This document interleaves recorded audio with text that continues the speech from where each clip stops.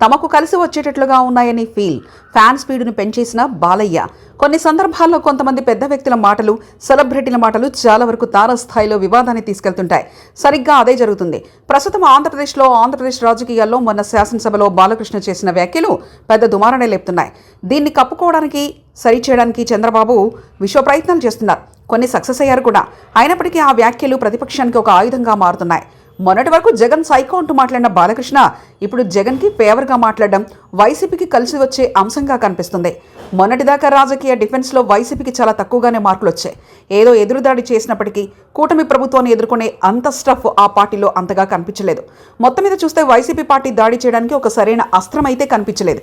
ప్రస్తుతం ఇలాంటి ఒక అస్త్రాన్ని సినీ నటుడు, హిందూపురం ఎమ్మెల్యే చక్కగా వైసీపీ చేతికి అందించారు.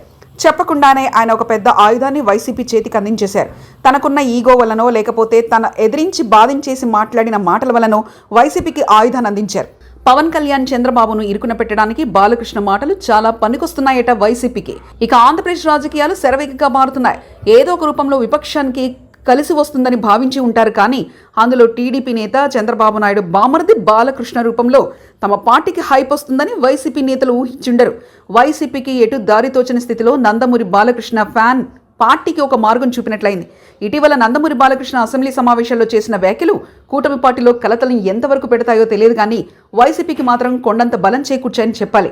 జగన్ సైకోగాడంటూ బాలకృష్ణ చేసిన వ్యాఖ్యలు కొంత బాధ కలిగించవచ్చు. కానీ అదే సమయంలో